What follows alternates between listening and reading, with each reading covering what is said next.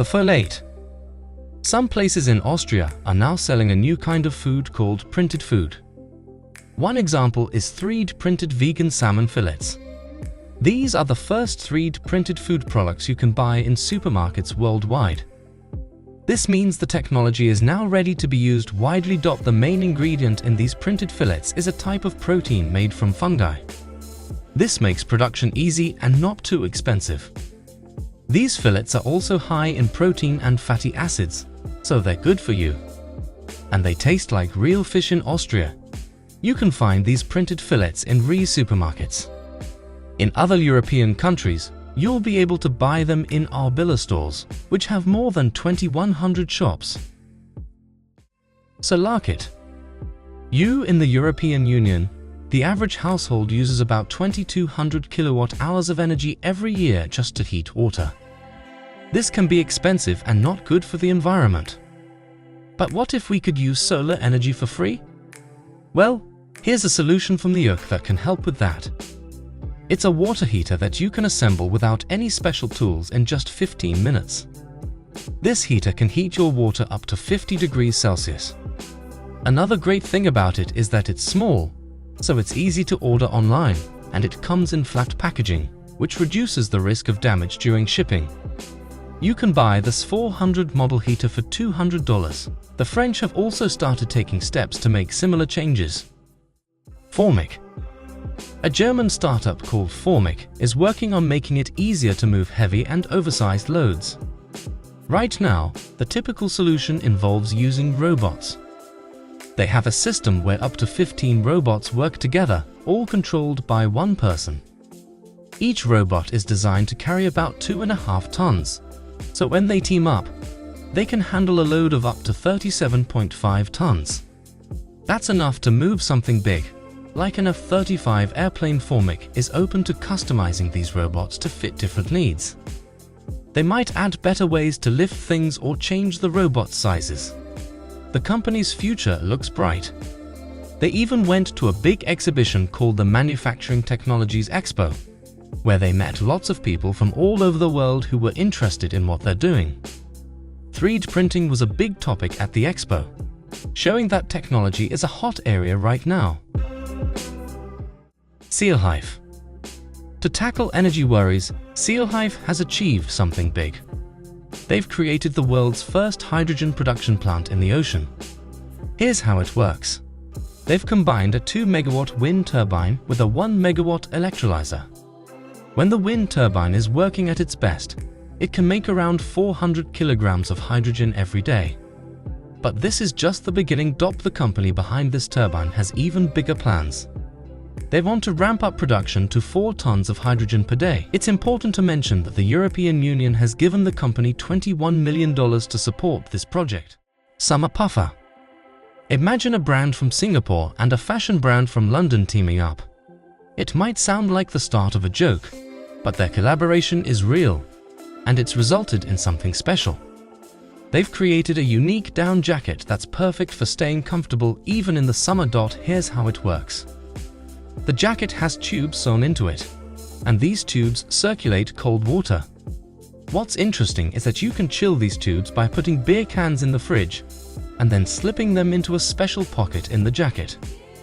This cooling effect lasts for a few hours. However, it's important to note that this special down jacket won't be made in large quantities. It's more of a unique piece. It will be showcased at Paris Fashion Week and is expected to be sold for around $850. Switzerland is famous for more than just tethys. This is known for watching over banks and ski resorts. It's also famous for its progress in robotics. A quarter of the world's most impressive robotic labs are in Switzerland. This means they have some of the best robots around. Let me tell you about one of them. This robot works underwater as a diver. It helps in situations that are too dangerous for humans. It's smart because of AI algorithms. These algorithms help it keep its direction even when there's no visibility. It can also search for objects on its own based on certain rules. If an object weighs less than 40 kilograms, the robot can try to grab it and bring it to the surface with its arm. Local authorities have already recognized its abilities. They've used it in search and rescue missions. There's also an American company called Soros involved in this. Honda Motocompacto. Back in 1981, Honda introduced something called the Motocompacto moped. It was super small, so small that you could easily fit it into the trunk of a car. The idea behind it was all about making life easier. You could park your car somewhere and then use the Motocompacto to quickly get to where you needed to go. Picture this. You park your car at a campsite, take out the Motocompacto, and zip over to your chosen spot without any hassle. But unfortunately, not many people were interested in the Motocompacto back then. By 1983, Honda stopped making them. Now, 40 years later, there's a surprise. The Motocompacto is making a comeback, but this time it's called the Motocompacto. It runs on electricity and can travel about 19 miles on a single charge. That might not sound like a lot, but the best part is how small and compact it is. When you fold it up, it becomes a package that's just 74 by 53.2 centimeters. You can get your hands on one of these in November for around the same price. Skidbike. If you're thinking of upgrading to a more powerful motorcycle after trying out the Motocompacto, be prepared for a lot of traffic in 2020. That year, there were 44.5 million motorcycles and 78.5 million cars sold globally. Luckily, motorcycle instructors have a helpful tool called the Skidbike. The Skidbike isn't just for talking about tricky situations in the classroom. It can also recreate them on the practice track. It can be attached to regular motorcycles and lets you adjust the lean angle up to 35 degrees and tire traction. This means you can practice riding on slippery or wet roads, dealing with unexpected obstacles, and even simulating high-speed chases. Because of this, the Skidbike system is useful for everyday riders, racers, and even traffic police officers. It's a handy tool that makes learning and practicing motorcycle skills safer and more effective. Kitemill. How do we make wind power even better? Well, a Norwegian company called Kitemill has a cool idea. They've created this flying machine that goes up to about 1,500 meters in the air. As it flies and spirals, it unwinds a cable that spins a rotor, making electricity. The best part? It does all this by itself according to the company. This solution needs way less stuff compared to regular wind turbines.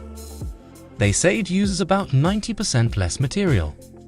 They also mention that in the future, they'll make versions that can produce between 100 to 500 kilowatts of power. The CEO of the company is pretty sure that their invention will be a big part of making our world cleaner. They're aiming to help us move towards a society where we don't produce harmful emissions by the year 2050.